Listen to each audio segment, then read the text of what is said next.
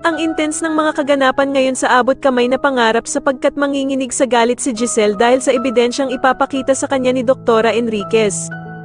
Dito nga ay lakas loob na ipapakita ni Doktora Enriquez ang video niya kay Giselle kung saan ay makikita niya ang ginawa ni Doc Carlos kay Don Pepe kaya siya na cardiac arrest.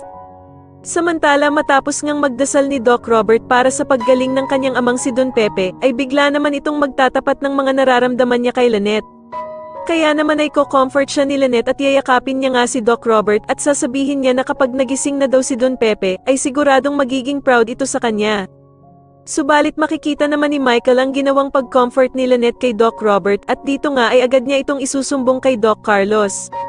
Pero habang nagsusumbong nga itong si Michael kay Doc Carlos ay bigla naman siyang makikita ni Doktora Denise at tatanungin niya nga ito kung bakit kailangan pa daw nitong paalam kay Doc Carlos ang ginagawa nila Lynette at Doc Robert. Sa kabilang banda naman habang nagaganap ang prayer vigil na ginawa ni Giselle para sa kanyang amang si Don Pepe ay mapag-uusapan nila Zoe at Moira na umattend din dito.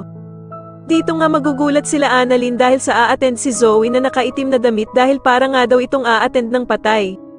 Samantalang ang bruhang si Moira naman ay dadating na lasing at galing pa nga sa inuman.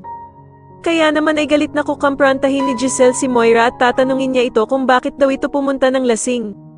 Sa tingin niyo dito na nga kaya malaman ng lahat na kasabwat din nila Moira at Zoe si Doc Carlos at ang masamang binabalak nito kay Don Pepe, mas lalo na nga talagang nagiging exciting ang mga susunod na kaganapan kaya naman ay mas lalo pa nating abangan ang mas lalong gumigandang abot kamay na pangarap. Maraming salamat po sa inyong panonood at sana po ay masubscribe niyo ako. Maraming salamat po.